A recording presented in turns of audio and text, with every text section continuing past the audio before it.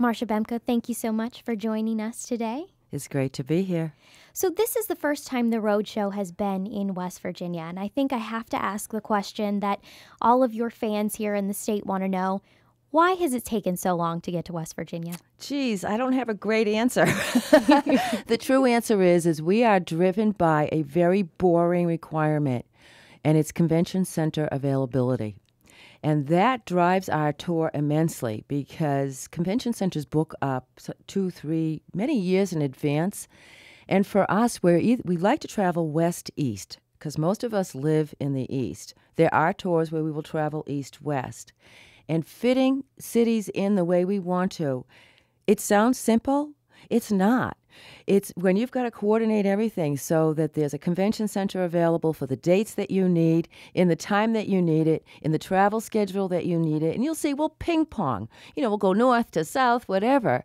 But it's the lame excuse of how the tour is moving and convention center availability. I don't have a better one than that. I think that's explanation enough. So you all have chosen 3 spots in southern West Virginia to travel to and shoot your segments.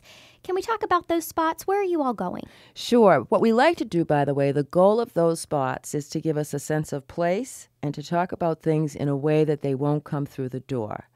And that, because all of us who are traveling on the show, inside all these convention centers, by the way, it's pretty much the same. Maybe the walls are painted a little different color.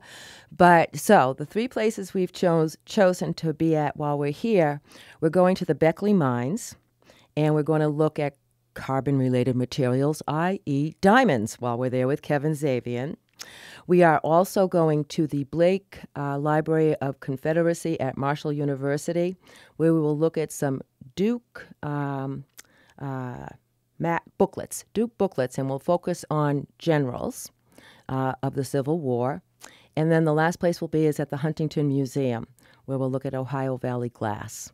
So all giving us a sense of place, the kinds of things that are here, and stuff won't walk through the door like that. So is that how you choose those? You're looking for things that are really telling of the area that you're in? Absolutely. Telling of the area that we're in. And basically, we do hear from people in the community. We hear from our experts about the things they want to shoot in the city we're in. And they pitch us ideas about what 3 segments we should do. And so there are a lot of people, we get a list of ideas to choose from, and these really appealed to us. And we like to fit it in. We shot 24 of those this year. This is our 8th city where we do that in every city. So we're going to make sure we did something here on diamonds. We didn't do something on diamonds anywhere else.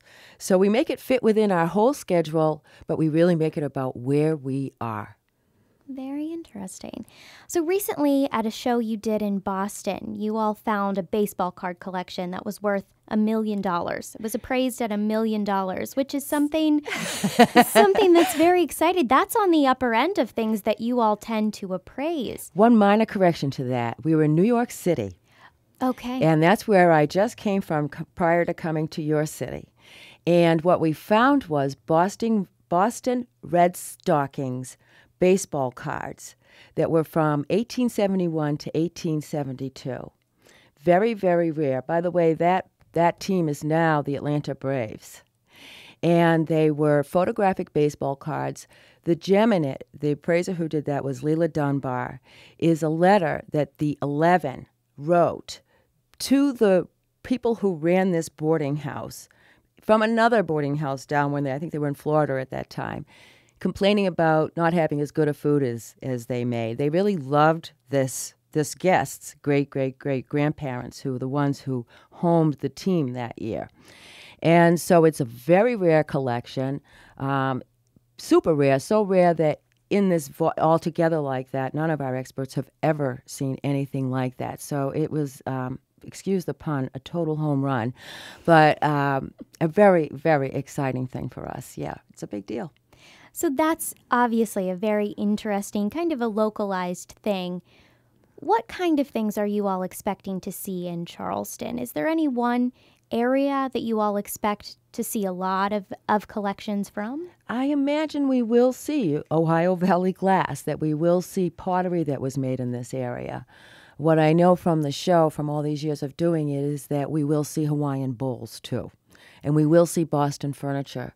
People take when they move around, even if they don't take everything, they take that one thing that Mom said, keep this. This is the good vase. Don't let anybody take this. This is from great-great-grandma in the old country. And that's the stuff we tend to keep. And so stuff has feet, sort of, and it'll move across the country. So we'll see stuff from all over the world, but we'll see stuff that was made here and never left. So appraisals are coming up on Saturday. That's your day-long event. You shoot for hours and hours. What's your favorite part about Appraisal Day? Oh, that's a hard question. What's my favorite part about Appraisal Day?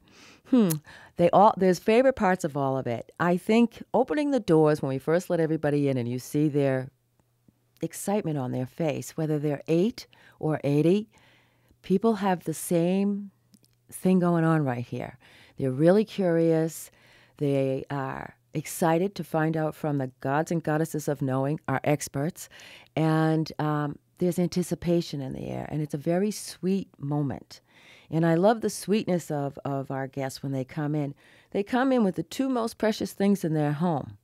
As our appraiser, Raphael Elledge, has said in his southern accent, which I can't do, if the house were on fire and the family were safe, these are the first 2 things they'd save.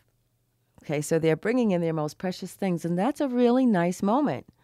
What I know is that, sorry out there, most of what we see is not worth a lot of money.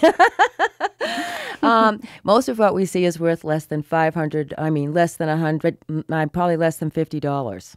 It is, but by the way, for the people who own it, priceless.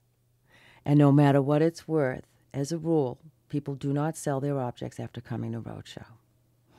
That's so interesting. Mm-hmm. Well, Marsha Bemko with the Antiques Roadshow, thank you so much for your time today. It's been interesting. Thank you.